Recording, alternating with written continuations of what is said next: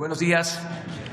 Vamos a informar, hoy es el 105 aniversario de la Marcha de la Lealtad. Recordemos esta gesta histórica de los cadetes del Colegio Militar cuando se inicia el golpe de Estado contra el presidente Madero, cuando hay una rebelión de militares, todos con el antecedente de haber participado durante el porfiriato en actividades represivas. Mondragón, Huerta, todos ellos se rebelan. Al principio Huerta supuestamente era defensor del gobierno de Madero y hay una rebelión y van a las cárceles de la ciudad y liberan a Félix Díaz, a Bernardo Reyes y a Félix Díaz. En el caso de Félix Díaz, Madero, que era un hombre bueno, le había concedido el indulto porque la rebelión en ese entonces significaba pena de muerte y estaba en la cárcel a cargo del Poder Judicial. Entonces los liberan y vienen hacia acá a tomar el palacio y aquí en el Zócalo cae asesinado Bernardo Reyes. Ese día el presidente Madero está en el castillo de Chapultepec y es acompañado en esos días a palacio, escoltado por los cadetes, y por eso se conmemora hoy el Día de la Lealtad en el castillo de Chapultepec, hoy miércoles 9. La sonada continuó y ya conocen la triste y vergonzosa historia de que el día 23 de febrero, 14 días después del Día de la Lealtad,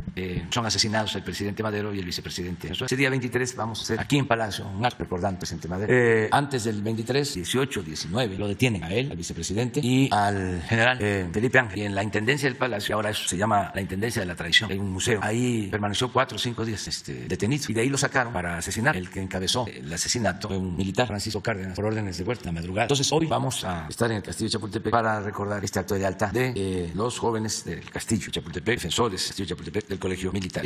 Vamos también, como todos los miércoles, vamos a dar a conocer el quién es quién en las mentiras. De Elizabeth va a dar a conocer algunas mentiras de tantas y le he pedido al director de Pemex que aclare bien lo de esta empresa estadounidense que recibe contratos de Pemex y por la cual se hizo todo el escándalo de José Ramón, mi hijo, y su esposa, toda una calumnia, todo un escándalo sin fundamento, una campaña de desprestigio, claro, no en contra de José Ramón. Lamentablemente los hijos de uno tienen que pagar por lo que hacen sus padres, y como mi trabajo es enfrentar a la mafia del poder y llevar a cabo junto con muchos otros mexicanos un proceso de transformación, pues no es en contra de él de manera directa, aunque los dañen, es en contra mía. Es Claudio X González, porque eran los dueños o se sentían los dueños de México, con periodistas deshonestos como Carmen Aristegui, periodistas no solo deshonestos sino corruptos y mercenarios, capaces de inventar cualquier situación, como Loré de Mola, la señora que está con Claudio X González, que pertenece al grupo de Aguilar Camín, María Amparo Casal. Entonces, afortunadamente, siempre, como decía el poeta Díaz Mirón, he salido de la calumnia ileso. Por eso es muy importante la honestidad. No se puede transformar un régimen de corrupción, de injusticias, de privilegios. No se puede enfrentar a una mafia de poder sin autoridad moral. La honestidad es el escudo que protege. Si no fuese eso, si yo estableciera relaciones de complicidad con dirigentes, empresarios, políticos, no tendría autoridad moral ni tendría autoridad política y no podría llevar a cabo, junto con muchas mujeres y hombres, un proceso de transformación como el que está en marcha, porque me tendrían agarrado. No podría yo hablar, no sería libre. Entonces es muy importante esto para los jóvenes que quieren hacer política, dedicarse a este noble oficio.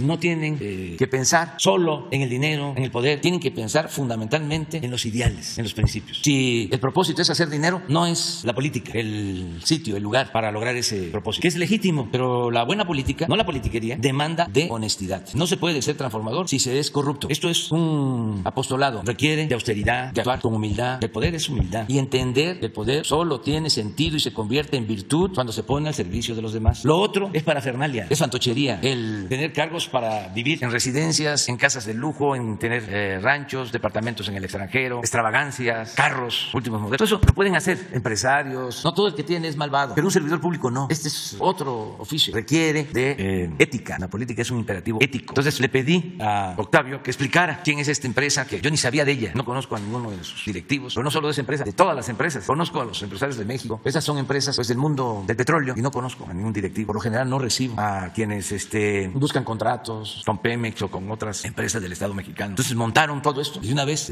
adelanto que le quiero pedir, en aras de la transparencia, a Loré de Mola si nos puede decir cuánto gana al mes y quién le paga. Voy a esperar la respuesta. No quiero, porque es importante aclarar, que se escude diciendo que es su actividad privada, porque no es así, es una actividad pública. Y además se necesita saber qué empresas son las que están financiando, quiénes son los dueños de las empresas. Como también aprovecho para volver a solicitar al gobierno de Estados Unidos, hoy que vea yo al embajador, lo voy a recordar, que nos diga por qué le da dinero, le otorga dinero el gobierno de Estados Unidos apoyos a la agrupación de Claudio X González. Hasta ahí la vamos a dejar. Bueno, pues, pero hay un asunto también importantísimo, que pues nos da mucha satisfacción, aunque es un caso lamentable, ¿no? No se puede devolverle la vida, ¿no?, a una persona, pero estamos obligados a que haya justicia en el país y que no se permita la impunidad. Entonces queremos informarles de que ya se detuvieron a las personas que presuntamente asesinaron a la periodista que hace unos días, Lourdes Maldonado, que perdió la vida en Tijuana, que la asesinaron en Tijuana. Entonces ya se avanzó en esclarecer este crimen. Fue un trabajo conjunto del gobierno federal, participó un equipo especial del gobierno federal de todas las organizaciones y fue determinante la participación del gobierno del estado de Baja California. Entonces también se les va a informar sobre eso y vamos a estar informando sobre otros casos.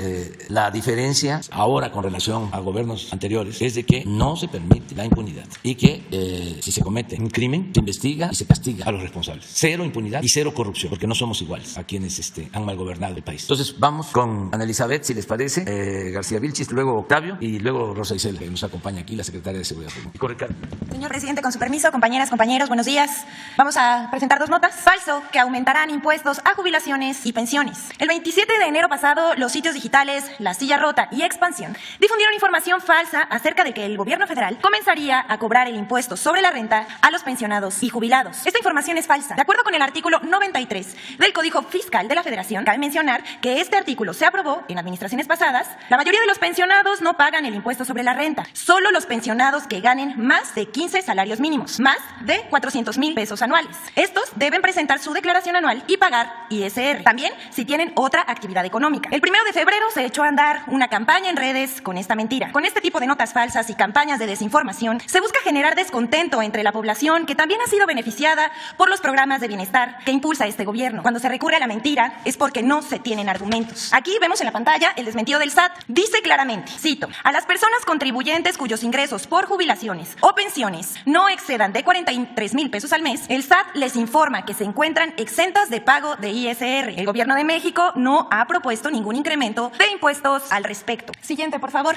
Falso cateo a FEMSA de parte del Ejército Mexicano. A través de la página de Facebook recibimos esta semana una denuncia sobre un canal de YouTube llamado Alerta Express, que reproduce mentiras con títulos sumamente amarillistas, difamando el quehacer del gobierno federal. Esta vez publicó un video con el título Ejército catea a famosa empresa. AMLO clausura este negocio. Esto pasó hoy. El video fue difundido tras la invitación del presidente Andrés Manuel López Obrador al diálogo con el director general de FEMSA, José Antonio Fernández Carvajal, para analizar públicamente las tarifas de electricidad que pagan los OXXO y si es verdad o no que no pagan lo justo. Esta información difundida a través de este canal de YouTube es falsa. Incluso la propia empresa desmintió a través de su departamento de comunicación social que esto haya sucedido. Sin embargo, no es la única noticia falsa que se ha difundido a través de esta cuenta. Cada día manda mensajes con mentiras sobre el presidente López Obrador y lo que se expone en las conferencias de prensa matutinas. Ahí vemos el canal de YouTube. Bueno, siguiente, por favor. En el tema de la casa de Houston, Texas, donde vivió el hijo del presidente López Obrador, no existe conflicto de interés, como sí lo hubo en el asunto de la Casa Blanca y Enrique Peña Nieto. El reportaje de Mexicanos contra la Corrupción y Latinos carece de rigor periodístico, recurre a fuentes de internet y no hay comprobación de nada más allá del sensacionalismo y la mala fe. Latinos y Mexicanos contra la Corrupción y todos los demás que reprodujeron acríticamente su reportaje no pudieron demostrar conflicto de interés, pero sí mostraron muy poca ética periodística. En esta sección queremos exponer la cobertura que se hizo en medios de comunicación, en portadas de periódicos, notas periodísticas, columnas, videocolumnas, cápsulas y reproducción masiva en redes sociales como Facebook, Twitter, Reels de Instagram y videos cortos en TikTok de la casa de José Ramón y Caroline en Houston. En las siguientes gráficas mostraremos la cobertura que le dieron a este reportaje medios impresos en radio y televisión, realizada por la empresa Intelite. Las notas negativas son muchas, aunque predominan aquellas neutras que solo hablaron del tema, sin comentarios negativos. Pero haciendo un trabajo para golpear sin mucho fondo, podemos considerarlas como negativas. Aquí vemos en la pantalla la primera gráfica de los medios impresos con menciones por tendencia. Por tendencia es la casa de Houston, por ejemplo. Tenemos 12 notas del Financiero, 11 de Reforma, 11 de Ovaciones, 10 de La Jornada, 10 del Universal. Pero veamos la opinión en impresos con menciones sobre la casa de Houston. El Universal, 9 menciones. El Financiero, con 6 menciones.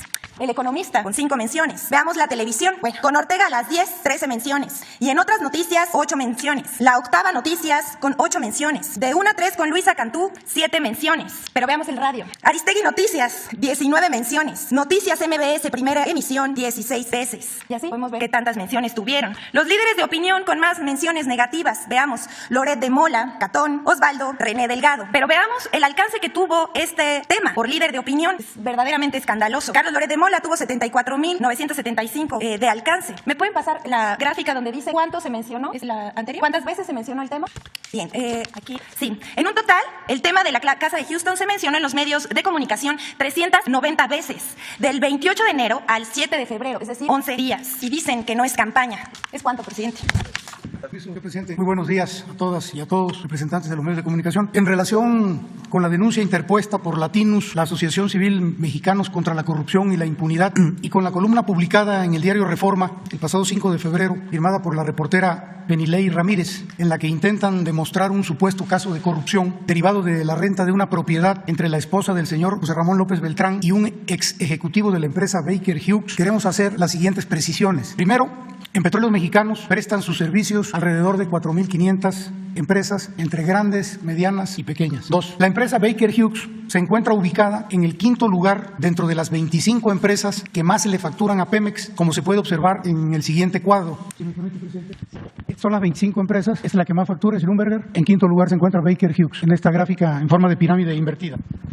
Tercero, bueno, antes de eso, la mayoría de estas compañías prestan servicios a Pemex desde hace más de 5 décadas. Tercero, estas empresas facturan el 50% de toda la inversión de un año en Pemex Exploración y Producción, como se observa en la siguiente lámina. En esta lámina podemos observar a estas 25 empresas y los pagos que han recibido desde el año 2014 hasta el 2022 y los porcentajes con relación a la inversión en Pemex Exploración y Producción, que en total suma el 50.2%. En esta misma imagen también se puede observar cómo los montos facturados a estas empresas en general se han incrementado en los últimos años. Aquí se puede observar estos incrementos. Esto se explica porque en esta administración Petróleos Mexicanos no ha dejado de invertir, incluso en los años complicados. Cabe resaltar que estos incrementos en la facturación en las empresas se debe al aumento en la actividad de exploración y producción y que se pueden corroborar con los resultados logrados en las reservas y en la producción en estos últimos 3 años. Aquí vemos en la siguiente gráfica, por favor. Esta es la gráfica de la producción. Este es el último mes de la administración pasada, donde se produjeron 1.702.000 barriles. Estos son los 2 primeros años de esta administración, donde se logró estabilizar la caída de la producción. No hay que olvidar que veníamos de una caída de 15 años consecutiva hasta aquí. Durante el 2019 se estabilizó la producción, en el 2020 hubo un ligero incremento, ya en el 2021 hubo un incremento de producción, en el mes de diciembre del 2021 otro incremento, y este es el resultado del primer mes de este año. Ustedes pueden observar cómo en materia de producción, debido a la inversión, ha habido un incremento en la producción. La siguiente lámina se refiere también a las reservas, a la exploración. También ahí traíamos una tendencia histórica de caída en la producción, en las reservas. ¿Qué significa esto? Que se extraía más petróleo del que se incorporaba en las reservas. Por eso vemos que en el 2013 habían 13.900 millones de barriles que cayeron a 13.400, a 12.400, a 9.600, a 8.000, hasta llegar a los 7.000 que nosotros recibimos. A partir de esta administración se han venido incrementando las reservas, porque ahora se extrae menos petróleo del que se repone con las reservas. De 7.000 en el 2020 ya estamos en 7.200, en el 21 en 7.400 y en este año en 7.500. Esta es la inversión que se ha hecho en Pemex y a eso obedece el incremento en la facturación de estas empresas. También se explican estos incrementos en la facturación porque a nivel mundial Pemex, junto con la empresa Petrobras, esa petrolera de Brasil, fueron las únicas empresas que incrementaron de manera significativa, sobre todo en los años del COVID, su gasto de inversión, como se observa aquí en la gráfica. Todas las demás empresas, sus inversiones fueron marginales, incluso algunas, entre ellas las más grandes, Total, Chevron, Exxon, tuvieron incluso una desinversión en esos años. Pemex no ha dejado de invertir. En general, todas las empresas que trabajan para Pemex han incrementado su facturación derivado de una mayor inversión de la empresa. Para que quede más claro, en Petróleos Mexicanos no hay empresas consentidas ni que hayan sido creadas en la presente administración. En el caso de Baker Hughes, que tiene presencia en nuestro país y en Pemex desde hace más de 60 años, logró sus mejores montos de contratación en los años 2008, 2012 y 2014, es decir, en las administraciones de los expresidentes Felipe Calderón y Enrique Peña Nieto, como se puede ver en la siguiente gráfica. Aquí están el histórico de contratos de Pemex con Baker Hughes: 2008, 458 millones de dólares, 2012, 409, 2014, 524. La Asociación Civil Mexicanos contra la Corrupción y la Impunidad miente cuando afirma que en agosto de 2019 se le otorgó a la empresa Baker una asignación directa por 89 millones de dólares. Lo cierto es que se trató de una licitación pública en donde participaron 6 empresas, de las cuales 2 presentaron una oferta para proveer dichos bienes. En este caso se trataba de bombas electrocentrífugas. Como se puede observar en la siguiente lámina, en la carátula del fallo de la licitación, la empresa Baker Hughes ganó al ofertar un menor precio, 42% por debajo del precio de referencia, y por ende ofrecer las mejores condiciones económicas para Pemex. En primer lugar lo sacó de las 2 empresas, de las 6 quedaron 2. En primer lugar lo sacó Baker Hughes con un porcentaje de descuento propuesto del 42%. En segundo lugar quedó la empresa Schlumberger con un porcentaje de descuento propuesto de 8%. Por eso ganó Baker. No se trató de una asignación, como dice esta asociación civil.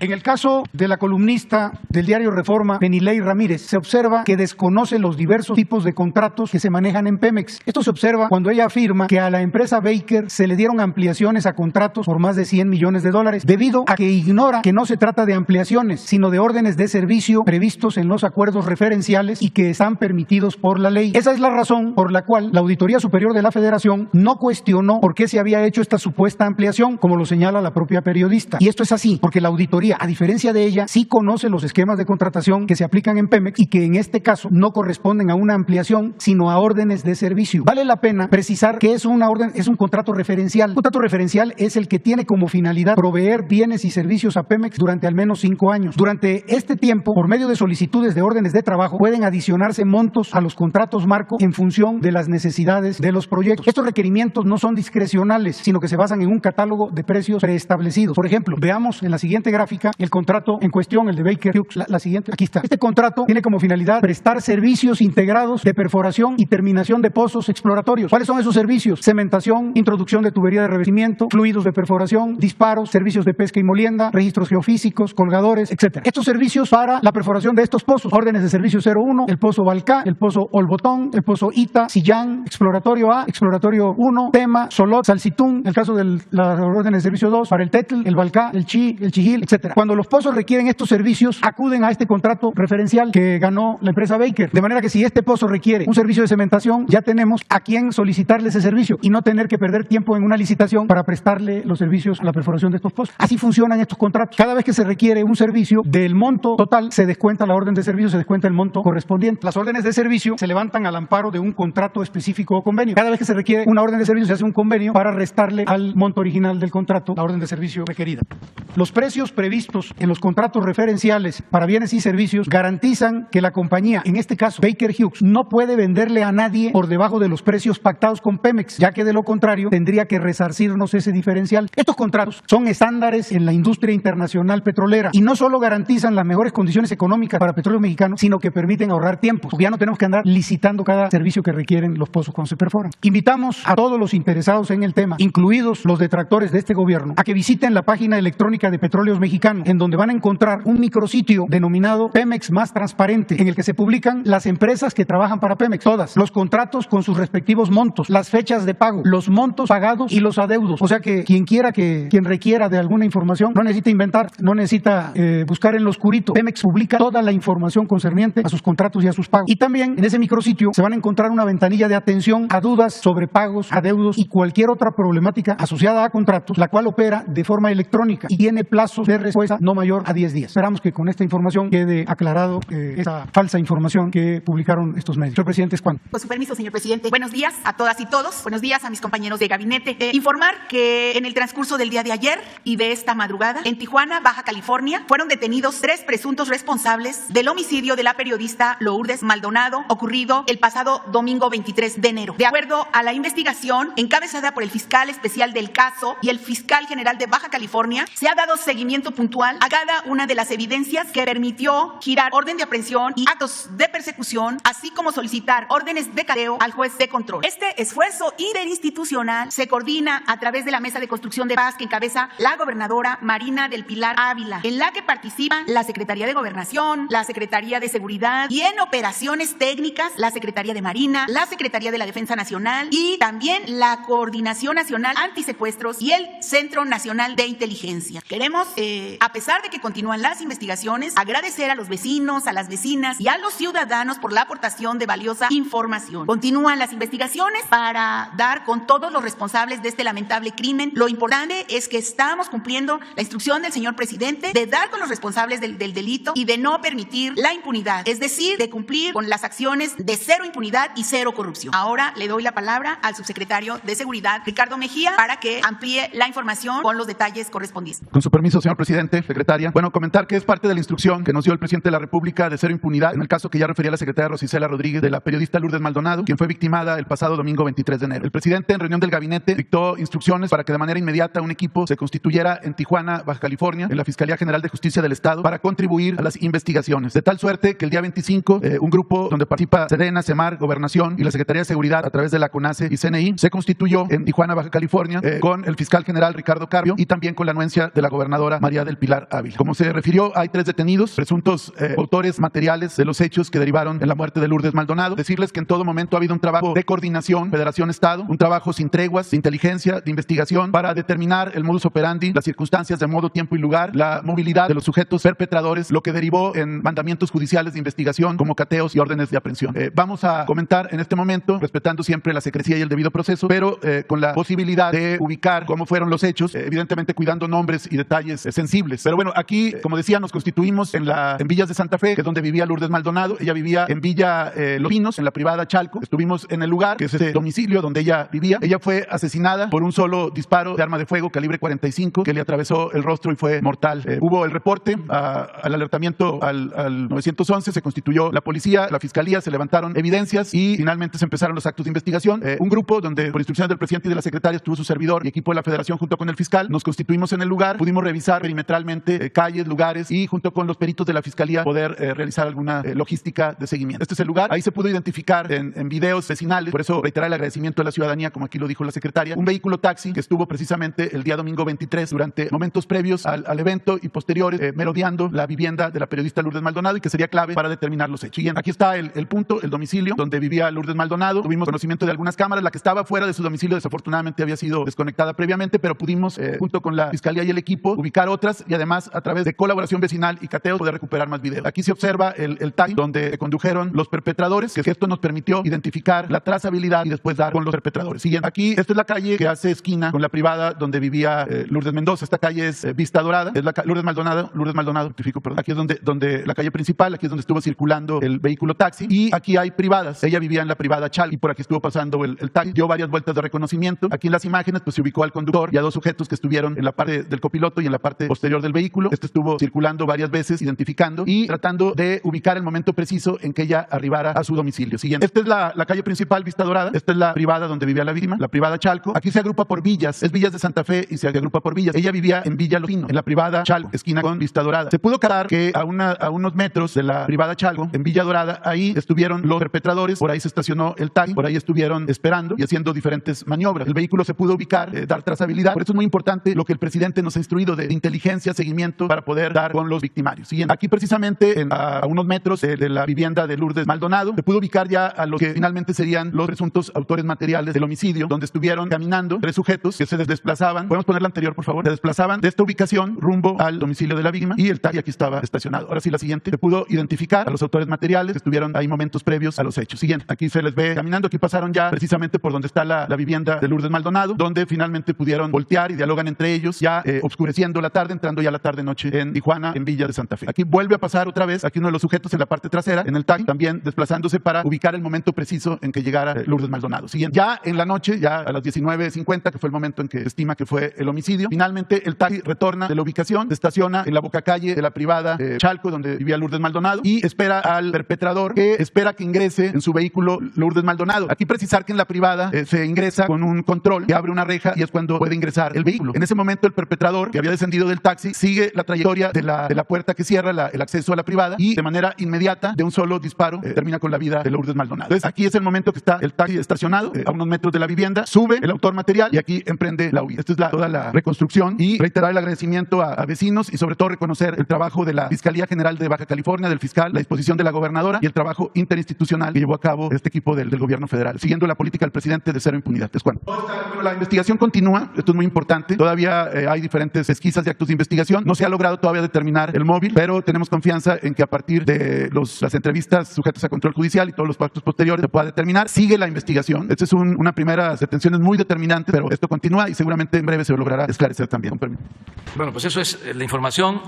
También enviar un saludo, nuestra felicitación, nuestros mejores deseos a don Abán Carrillo, primer mexicano en una final de patinaje artístico en las Olimpiadas de Invierno de Beijing. Está en la final, hoy compite y realmente es algo artístico, excepcional y le deseamos que le vaya muy bien. Lo merece, ya lo hecho, es algo inédito, nunca se había llegado a la final.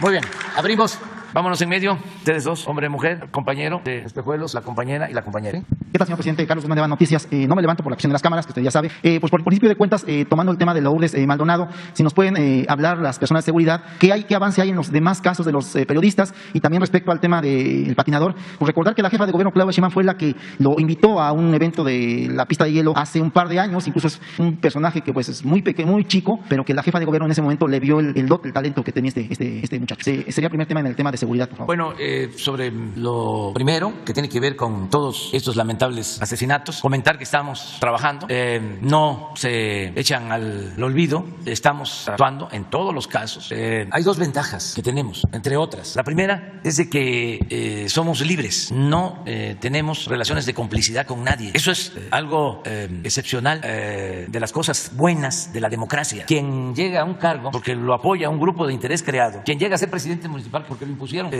los de una banda de delincuentes, pues ese va a estar al servicio de la banda de delincuentes. Lo mismo en los gobiernos estatales y lo mismo en la presidencia de la República. Se convierten en peleles, en títeres las autoridades. Entonces nosotros tenemos esa ventaja de que nos eligió el pueblo, además con muchos votos, como nunca había sucedido. Entonces eso nos da mucha fuerza. No debemos favores y tenemos la convicción de que haya justicia. Entonces, por eso todos estos casos que se dan lamentablemente por la descomposición que existe en lo económico, en lo social, en lo político, por la decadencia que se originó con el modelo neoliberal, con el modelo de saqueo, donde lo material era lo que rifaba, el triunfar a toda costa, sin escrúpulos morales de ninguna índole. Toda esta descomposición que estamos viviendo, pues solo se puede enfrentar si se actúa evitando corrupción y evitando impunidad. Esa es una ventaja que tenemos. La otra, pues es que estamos trabajando todos los días. A ver, ya lo pregunté en una ocasión, ¿cuándo un presidente de México había encabezado diariamente una reunión de seguridad con todo el gabinete, de 6 a 7 de la mañana? Nunca. Nosotros tenemos el reporte de lo sucedido en todo el país en las últimas 24 horas. Y no crean que es muy agradable levantarse temprano y lo primero que ve uno, las primeras imágenes, tienen que ver con violencia. Pero es nuestra responsabilidad. Y ahí estamos todos, juntos. No solo no se reunían, no actuaban de manera coordinada. La Secretaría de la Defensa hacía su tarea. Marina, lo mismo. Gobernación, igual. Seguridad Pública, la Procuraduría. Ahora actuamos de manera coordinada, pero no solo en la Ciudad de México. Hay mesas de justicia y de coordinación para garantizar la paz en todo el país. Lo que nosotros hacemos aquí se replica en todos los estados, en Baja California, en Yucatán, en Tabasco, en cualquier estado. Y asisten los gobernadores, y asiste el jefe de la zona militar o de la zona naval, y asisten el secretario de Seguridad Pública y los representantes del gobierno federal. Y en esa mesa se toman decisiones. Y cuando se requiere, hay refuerzo. Entonces, en todos los casos, que esta es tu pregunta, estamos avanzando. Quisimos ahora dar a conocer ya estos avances, porque va a empezar ya a salir, porque intervienen ya jueces en el proceso y no queremos distorsiones, queremos nosotros informar con cuidado y llegar al fondo. Ya hay detenidos, pero como aquí se preguntó, hay que ver el móvil, autores materiales, autores intelectuales, todo lo que tiene que ver con esta investigación, pero así lo estamos haciendo en otras y estamos dedicando todos los días 20 a informar. Este 20, además de este caso que se tiene que adicionar información, se van a dar a conocer sobre otros crímenes a periodistas y a otros ciudadanos, y vamos a estar informando constantemente. Ahora es cada mes, pero estamos analizando la posibilidad también de hacerlo cada 15 días. El informe de seguridad, adelantarlo, no hacerlo cada mes, sino hacer 2 por mes, que se informe sobre eso. Y rápidamente, tema de seguridad también. El día de ayer se da la incursión ya del ejército mexicano, toma la posesión de Aguililla, de lo que es Tepalcatepec, que es un bastión que está en pelea con Cártel Jalisco Nueva Generación. Eso, y el tema también de Tamaulipas. Ayer por la tarde nos enterábamos de que las Fuerzas Armadas Federales tomaban el control de la seguridad en el caso de Ciudad Victoria y en el caso de Nuevo Laredo. Si nos puede comentar algo de eso. Y rapidísimamente, para dejar el micrófono a la compañera que tengo aquí atrás, el tema del DIF. Fue un caso muy sonado en Ciudad de México, este tema de los chicos que supuestamente amarran, y este tema no es ajeno. En el caso de Monterrey hubo otro caso muy similar, caso de Tijuana, de una pequeñita que pues prácticamente se tuvo que suicidar, al igual que el caso que le comentaba hace algunos ayeres en el caso de Puebla. Preguntarle, ya se tiene a Nurit, usted la conoce como nueva encargada del DIF a nivel nacional, preguntarle si se contempla, al igual que en el caso de salud, usted es una persona que tiene mucha experiencia en esto, ha estado en el Instituto Nacional Indigenista, ¿sabía usted que el DIF seguramente cómo se manejaba a nivel federal, después se descentralizó? A raíz de todo esto que ha pasado y del CIPINA que regresa ya a ser parte del DIF, si se contempla la posibilidad de federalizar nuevamente el sistema DIF para que tenga la fuerza que tenía hace algunos años, señor presidente. Bueno, lo de Aguililla y lo de Tamaulipas es parte de la información que se tiene, ya en algunos medios se está difundiendo. Lo cierto es es que se está actuando de manera conjunta en Michoacán desde hace algún tiempo, con opciones para la población, trabajo, bienestar. Se integró un grupo multidisciplinario para entregar apoyos, becas, darle trabajo a los jóvenes. Ya llevamos tiempo trabajando en esto y ahora se avanzó, todo con la recomendación de respetar derechos humanos. Pero más adelante vamos a informar que todavía se está trabajando. Acerca del DIF, vamos a fortalecer el DIF. Tenemos buena coordinación con los estados, con los DIF estatales. Ahí no creo que se requiera con urgencia la federalización. Además, tenemos que ser muy realistas. Faltan muchas cosas, porque la verdad era mucho el atraso. Se abandonó el gobierno. Y no solo eso, se destruyó el gobierno. Me refiero al gobierno para servir al pueblo. El gobierno como comité al servicio de los saqueadores funcionó muy bien, pero el gobierno para servir al pueblo se destruyó. Entonces, vamos a federalizar los sistemas de salud. En eso sí. Y estamos también avanzando mucho en lo educativo. Pero tenemos que definir bien nuestras prioridades para no dejar las cosas incompletas, inconclusas. Entonces ya vendrán otros, van a seguir llevando a cabo cambios en lo administrativo. Acerca de lo que comentas de estos lamentables hechos en niños aquí en la Ciudad de México, ya está informando el gobierno de la ciudad, pero seguramente hoy va a informar mañana la jefa de gobierno, que constantemente está rindiendo cuentas, ¿no? Eso es lo que puedo comentar. Y ya muy rápidamente, ayer por la mañana, después de la conferencia matutina, el senador con licencia, gobernador Samuel García, efectúa igualmente ruedas de prensa como las de usted. Daba a conocer la posibilidad de que el próximo lunes ya se pudiese retomar las clases presenciales como se efectuaba antes de la pandemia, de forma muy normal.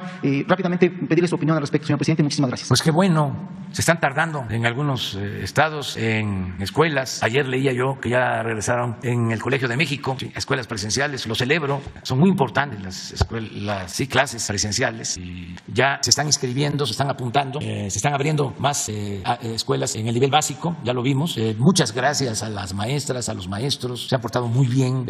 Pudieron agarrarse a la excusa de que se corrían muchos riesgos y no, se les vacunó y ahí están maestras y maestros que se están trabajando como siempre, de manera ejemplar. Por eso a mí me molestaba muchísimo cuando se ofendía la dignidad, cuando se agraviaba a maestras y maestros, cuando querían imponer la mal llamada reforma educativa, que eran flojos, que eran incumplidos. Recordaba yo a mis maestras, a mis maestros de primaria, y a mis maestras y a mis maestros por los que aprendí, incluso por los que llegué aquí. Imagínense la maestra que me dio sexto grado, maestra Guadalupe Antonio, falleció hace muchísimo tiempo, una maestra, y sus hijas, también maestras, toda una tradición. Mi maestro Lara Laguna me dio civismo, ya me abrió los horizontes, que era dirigente, era maestro de la Escuela Secundaria Federal en Villahermosa, en Tabasco, y había estado de dirigente de un movimiento social y había participado en movimientos sociales, y me tocó verlo en el 68, estaba en segundo de secundaria, con suero, en una huelga de hambre. Siendo maestro, al mismo tiempo estudiaba Derecho cuando el movimiento del 68. ¿Y cómo era? Y sigue siendo, porque vive maestro todavía. Muy inteligente. A él le tocaba la redacción de los manifiestos y sigue escribiendo todavía. Y era que en la escuela, en vez de seguir el libro de texto que se llamaba El Buen Ciudadano, en primero de secundaria tenía una pasta verde, en segundo blanco y en tercero rojo, la bandera, libros. Eso nos contaba cosas. Imagínense, yo estaba llegando de Tepetitán, de mi pueblo, que no había secundaria, y empiezo a escuchar a mi maestro decir que participaba en las manifestaciones cuando vino el presidente Kennedy, y hubieron manifestaciones. Era presidente Adolfo López Mateos, que la consigna era Jacqueline sí, Kennedy no. Para mí es entonces, ¿qué es esto? Y luego verlo y va a la cárcel. ¿Y cuántos maestros más? En la universidad, en la Facultad de Ciencias Políticas. Ahora que triunfa el movimiento de izquierda en Chile, pues, ¿cuántos maestros, no? Tuvimos de Chile y de Uruguay, cuando los golpes de Estado en América del Sur, de otros países, y de México, el papá del presidente del INE, nombre extraordinario, Leonardo Córdoba. La política de masas es un libro que lo recomiendo, del cardenismo, el poder político en México, y muchos otros maestros. Ahora que hablamos de los periodistas, había un maestro que acabo de preguntar por él, fui a Querétaro, pues el día 5, el maestro González Yaca nos daba prensa y propaganda en la Facultad de Ciencias. Ahí aprendí lo que es el rumor, lo que es el contrarrumor, lo que es la propaganda, el medio, el mensaje, el mercado, cuál es la diferencia entre publicidad y propaganda. Pues los maestros, lo mucho o lo poco que sabemos, se los debemos a ellos. Y estos tecnócratas irresponsables los maltrataron para imponer la llamada política económica neoliberal, y en especial la llamada reforma educativa, cuyo propósito era poner la educación al mercado, privatizar la educación, convertir la educación en una mercancía para que pudiese estudiar el que tuviese dinero para pagar colegiaturas. Ese era el plan. Desde Salinas se reformaron el artículo 3º, siendo secretario de Educación Cedillo, porque la educación era un derecho establecido en la Constitución y lo limitaron solo a la educación básica y dejaron en el mercado la educación media superior y la educación superior. Pues un pensamiento conservador. Pues por eso tenemos diferencias y las vamos a seguir teniendo. Entonces, los maestros ahora, las maestras, no hay paros. Claro, llegó la pandemia, se tuvo que cerrar la educación presencial, detener la educación presencial. Pero antes de la pandemia, ni un día dejaron las maestras, los maestros de asistir. Y ahora que se están reanudando las clases presenciales, la mayoría participando. Y hubieron intentos de grupos conservadores para que no se reiniciaran las clases, con lo mismo, ¿no? Lo que hacía Claudio X González, que decía que le preocupaban los niños y que por eso quería la reforma educativa y por eso el maltrato a los maestros, que él fue de los promotores de esa reforma, de la campaña de desprestigio. Bueno, hicieron hasta una película, Claudio X González con Loret de Mola. Sería hasta bueno que se viera la película para que vean desde cuándo tenemos diferencias con esta gente. ¿Cómo? De panzazo. Porque supuestamente, para justificar la privatización, empezaron a hablar de la educación de excelencia, educación de calidad. Claro que queremos educación de calidad, pero también queremos que todos tengan acceso a la educación. Nos interesa la calidad y nos interesa la cobertura. Y lo que hicieron fue rechazar a muchísimos jóvenes que querían ingresar a las universidades públicas con la mentira de que no pasaban el examen de admisión, que esa fue la excusa, el pretexto. Pero tuvo una campaña, que también había que llevar a cabo la reforma porque se vendían plazas y que si no se llevaba a cabo la reforma se iba a seguir vendiendo plazas. Nosotros no vendemos plazas. Una vez dije, porque pues también no hay que enojarse, hay que tener sentido del humor, todo esto, que el único que vendía plazas era el secretario de Educación, que estaba antes. Uno que viene desde Salinas, que fue el de comunicación de Salinas. Otto Granados, que son lo mismo, ¿no? Tuvo de comunicación, bueno, se puede comparar, pero lo que es el cargo de Jesús, pero con Salinas, sí fue eso, ¿verdad? Y luego con Peña, nada menos que secretario de Educación, pues del grupo de Aguilar Camín y Krause. Pero antes había estado de gobernador en Aguascalientes y él vendió la Plaza de Toros de Aguascalientes, que era pública. Entonces yo lo que dije que el único que vendía plazas era el secretario de Educación.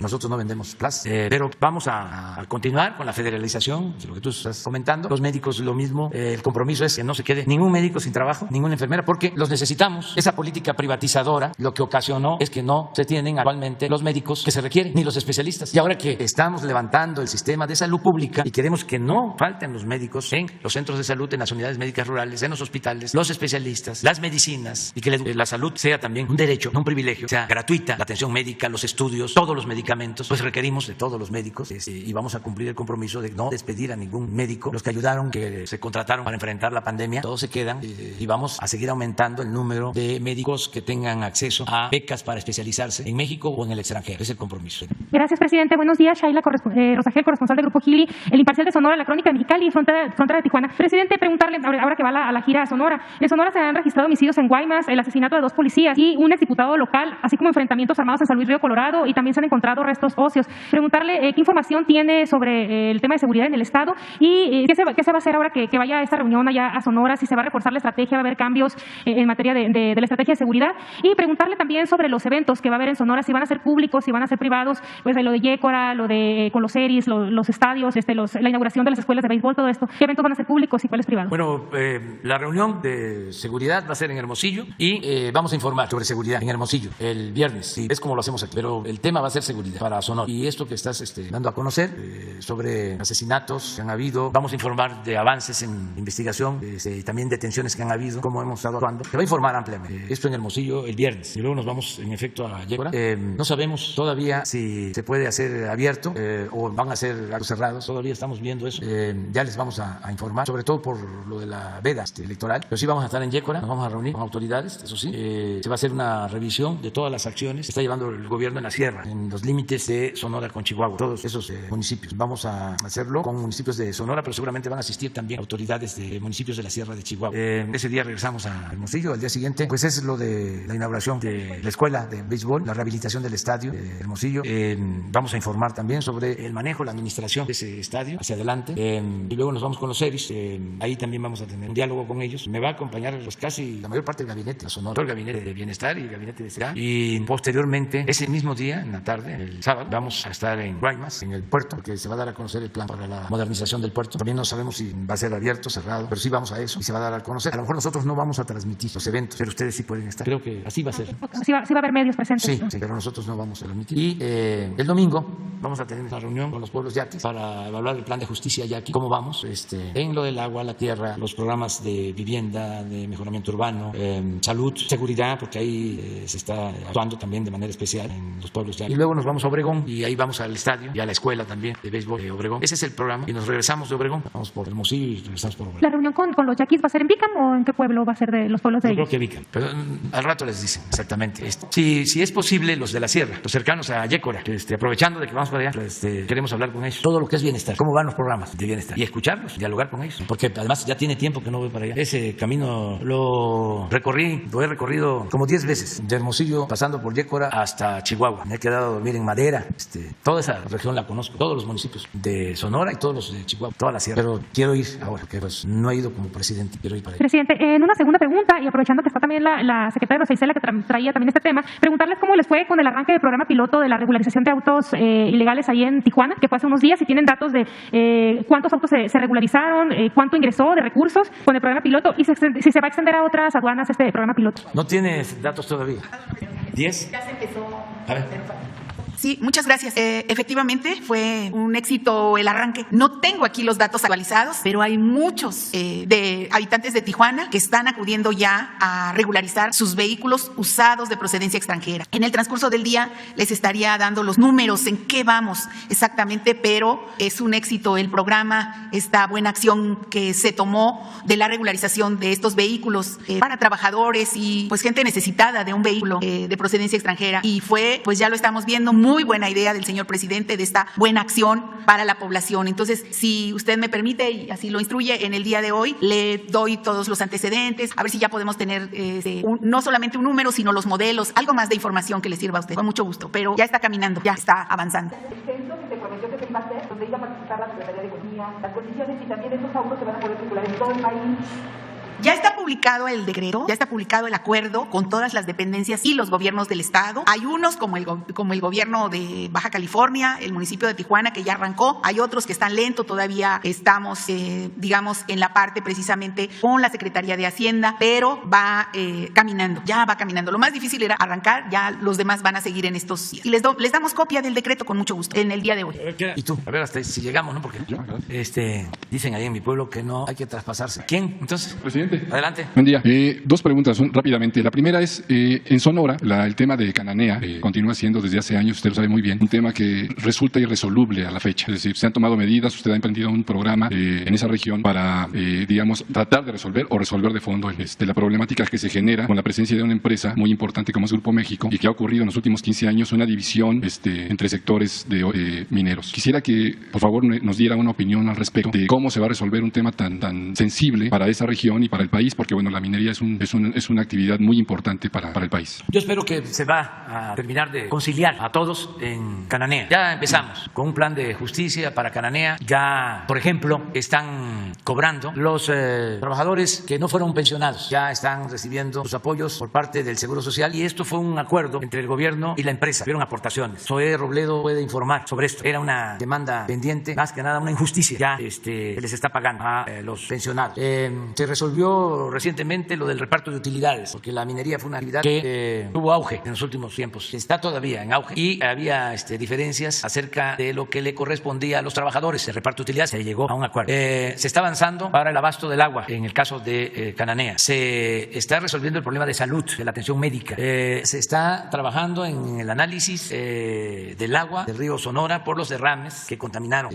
Esto que tiene que ver con la empresa minera del Grupo México. Pero hay todavía pendientes y el pendiente principal es la confrontación que existe entre el sindicato minero que encabeza Gómez Urrutia y la empresa que dirige Germán Larrea. Yo le voy a pedir al secretario de Gobernación, porque esto nos va a ayudar mucho, que hable con los dos. Es un asunto de trabajadores. Estamos atendiendo a los trabajadores y lo vamos a seguir haciendo. Pero también es un asunto de representantes, pues arriba. No hay que olvidar que se generó todo este conflicto, se agravó porque hubo un choque hace 10, 12, 15 años entre la empresa y el sindicato de Gómez Urrutia. Entonces se cruzaron denuncias. En aquel entonces tenía más fuerza la empresa empresa que al sindicato. Y esto llevó a que Gómez Urrutia se fuera a Canadá, casi como exilio, que optara por vivir allá para protegerse. Entonces regresó porque nosotros queremos la conciliación y queremos que el gobierno pues esté al servicio de todos, que no sea un gobierno de una sola parte. Entonces todo esto se ha venido entendiendo. De todas maneras quedan asuntos pendientes. Hay una demanda de un supuesto dinero, y digo supuesto no porque diga yo que es un invento, sino que pues, hay que esperar a que se demuestre. Dicen los abogados, no usan la palabra supuesto, sino presunto. Entrega de recursos de la empresa, que era para los trabajadores, 5% que se reclama. Está en el Poder Judicial en el caso, pero se atiza, ¿sí?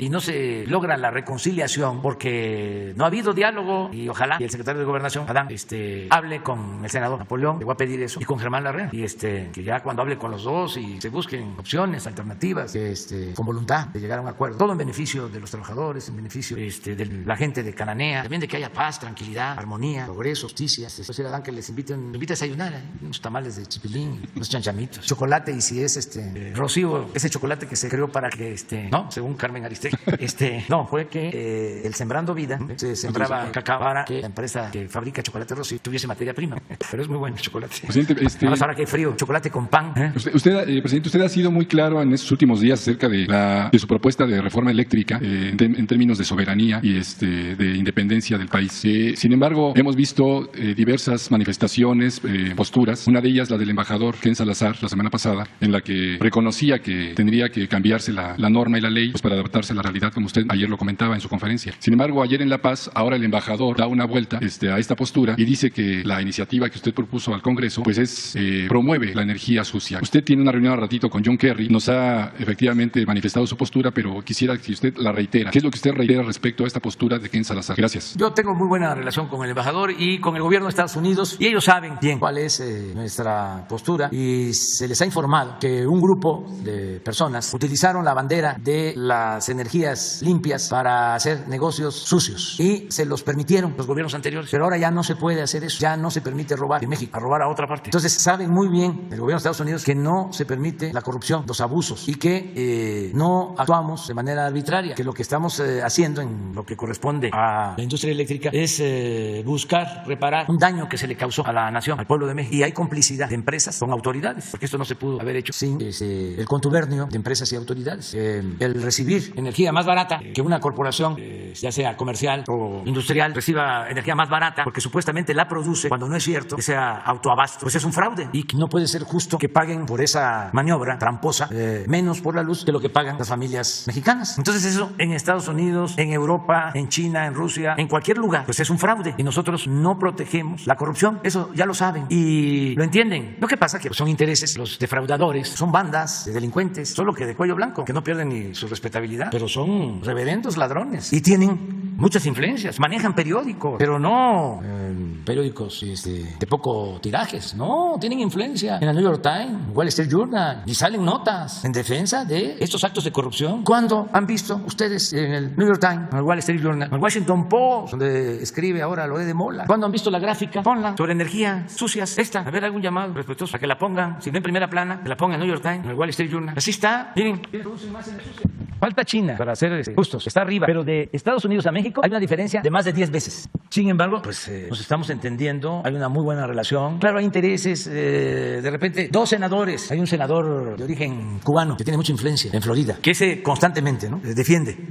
estos intereses de quienes nos ven como si fuésemos colonias y siempre están en contra. Bueno, declaró ayer, antier, pero son 2 o 3, y aunque sean 100, si no tienen la razón, no. Y México es libre y es soberano, pero aquí están pruebas, hechos, y todo porque hacen lo que llaman lobby, los que se dedican a los negocios jugosos, al amparo del poder, y antes eran como dueños de México. Es el caso de las empresas españolas, que ahora no es buena la relación, y a mí me gustaría que hasta nos tardáramos en que se normalizara para hacer una pausa, que yo creo que nos va a convenir a los mexicanos y a los españoles, desde luego al pueblo de México y al pueblo de España, hacer una pausa en las relaciones, porque era un contubernio arriba, una promiscuidad económica, política, en la cúpula de los gobiernos de México y de España, pero como 3 sexenios seguidos, y México llevaba la peor parte, nos saqueaban. Entonces vale más darnos un tiempo, una pausa, a lo mejor ya cuando cambie el gobierno ya se restablecen las relaciones, y yo desearía, ya cuando ya no esté yo aquí, de que no fuesen igual como eran antes. Aquí está Octavio, el director de PEMEX, platícales cómo nos iba con las empresas españolas. A ver, sí, un ejemplo, a ver, cómo nos fue con Repsol.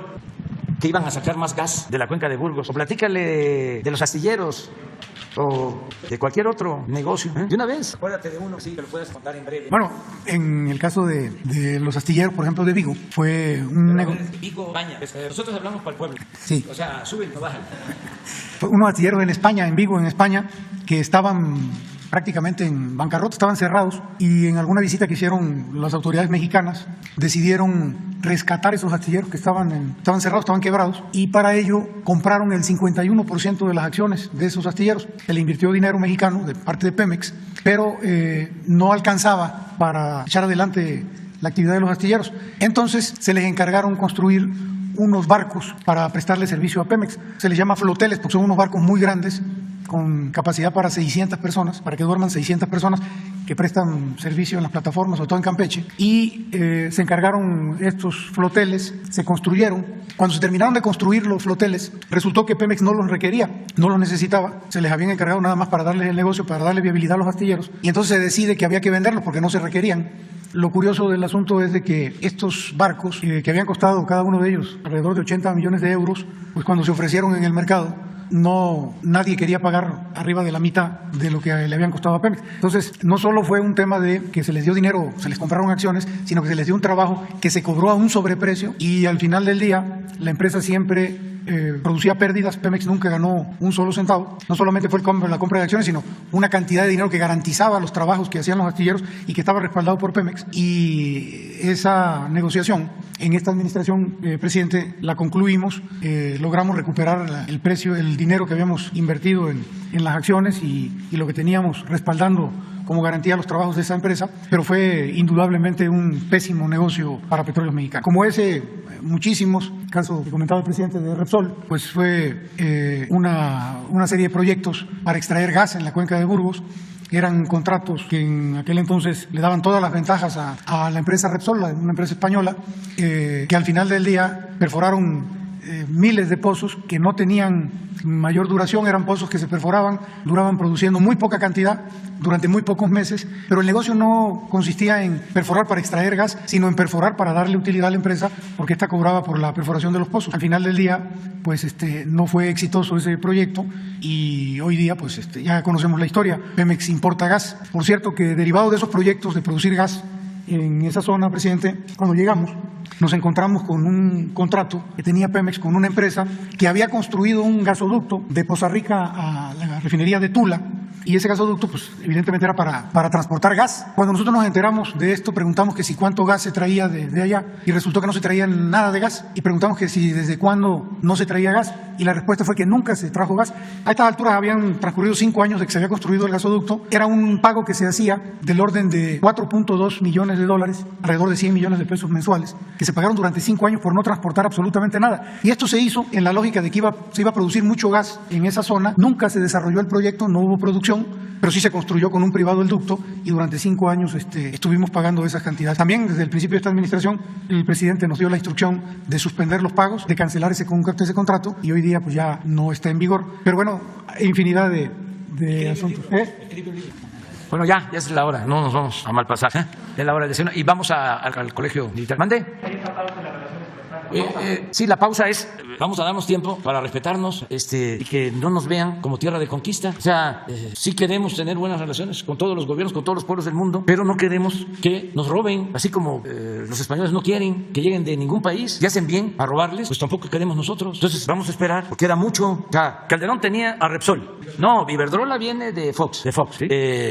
Y antes, pero Iberdrola, cuando empiezan con toda la reforma eléctrica. Luego, Calderón, Repsol. A Repsol le dan este contrato de Burgos, que como lo establece, se puede probar, Octavio, no les importaba sacar gas, lo que les importaba era el contrato de obra. Entonces Pemex les pagaba a precios elevadísimos, les pagaba todo. ¿Cómo se llaman esos indirectos? Donde les pagaban los viajes, residencias, todo pagado completo. Al final se llegó a extraer menos gas que el que extraía Pemex cuando no había entregado el contrato a Repsol. ¿No es así? Bueno, sí, pero en el caso de Burgos, el contrato supuestamente era para extraer más gas, y no. Llegó el momento, cancelaron el contrato, se llevaron todo. pago. Luego, un contrato con Repsol de $26,000 millones para traer gas a Manzanillo del Perú. No licitaron. Es más, todavía no se firmaba aquí el acuerdo con la Comisión Federal de Electricidad y ya Repsol estaba comprando el gas en el Perú, asegurando de que ya lo tenía vendido en México. ¿Dónde firmaron el contrato? ¿Dónde se hizo el arreglo? En Gobernación, un afinado, en paz descanse, Muriño. Lo tengo que decir porque $26,000 millones. Luego, como baja el precio del gas en Texas, ya no les resultaba a los españoles, me refiero a los empresarios, no confundir al pueblo de que es un pueblo que merece todo nuestro respeto, es un pueblo trabajador, un pueblo extraordinario, un pueblo bueno. No, refiriendo a los de arriba, los de la cúpula del poder económico y político. Es la misma cosa, es una mezcolanza de poder económico con poder político. Bueno, cancelan el contrato y no pasa absolutamente nada. Luego, estoy hablando en el mismo sexenio, ¿no? Tenía acciones Pemex en Repsol, las remata, las vende en precios bajos. Al mes, esas acciones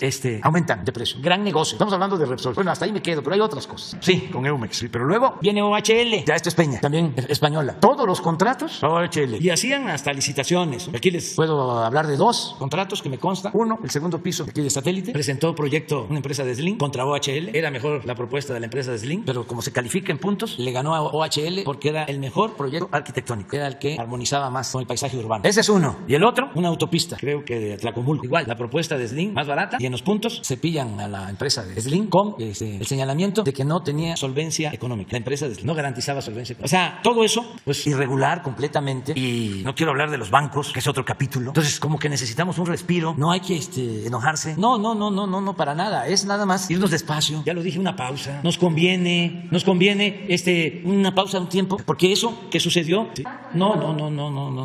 Eso no se puede hacer. Imagínense los internacionalistas, los diplomáticos, si de por sí me cuestionan porque soy de Peitán, aldeano, No implica un comentario. Pues ya no puedo hacer ningún comentario, entonces. Ya es una plática aquí, una conversación, ya para que la gente tenga todos los elementos. Yo lo tengo que platicar, ya, se tiene que socializar, que se conozca todo esto, porque hay que garantizar el derecho del pueblo a la información. Y además, porque aunque se ha avanzado muchísimo, todavía los medios de información tienen vetados, son temas vedados, no se dan a conocer, no hay reportajes sobre esto, no es lo de, ¿cómo se llama? La asociación de Claudio X González, todos a favor de la corrupción. Nada más, imagínense la investigación de la relación entre Claudio y Iberdrola. Es un buen tema. No hay. Y eran socios. Tenía Claudio acciones en la industria eléctrica. Fue asesor económico de Salinas, el papá. Entonces, por eso les da coraje y tratan de calumniarnos, pensando que con eso van ellos a combatirnos o van a proyectar la imagen de que todos son iguales. No. Si nosotros venimos luchando contra la corrupción, esto que les estoy planteando de Iberdrola y de Repsol, lo tengo escrito en los libros. Lo he denunciado desde hace años. He presentado denuncias formales por lo que yo consideraba era un saqueo a México por la mafia del poder. A mí no me pueden decir, ¿y por qué no lo dijo usted en su momento? ¿Cuántas veces luchamos, movilizamos al pueblo para que no se llevaran a cabo estas atrocidades? No es que ahora, de repente, ¿no?, nos dio por hacer estos cuestionamientos. Siempre, además, en campaña lo dijimos y la gente votó porque eso se terminara. Ahora que me están preguntando la relación con España, ahí están las denuncias hechas y no se trata, pues, de pelearnos y de ser muy claros. Imagínense los ejemplos del pueblo español, sus buenos dirigentes, las buenas relaciones, sobre todo en los momentos de persecución en España, con el franquismo, la gran labor del general Cárdenas, cuando la República Española. ¿Cuántos españoles vinieron a México? Muchos niños y mucha gente preparada que contribuyó al desarrollo de este país, que tienen todo nuestro respeto. Y los españoles de allá, todos. El asunto es arriba. No nos debemos de confundir. O sea, no confundir lo que es un gobierno con lo que es una nación. Es distinto. Entonces, todo esto que estamos hablando eran acuerdos arriba de las élites. Y yo no sé, estaban acomplejados los gobernantes de México. No sé si hasta llegaron a recibir títulos nobiliarios o a Vargas Llosa creo que sí les dieron su título, pero se fascinaban con la relación, sobre todo con la monarquía. Pues muchos negocios, en el caso del turismo, y en la Ribera Maya, empresas turísticas con todas las facilidades, todas. Entonces, a Vargas Llosa nombraron Marqués, sí. Pero de los estos, Calderón nomás llegó a ser presidente del consejo, ¿no?, de Iberdrola. Bueno, ya, vámonos.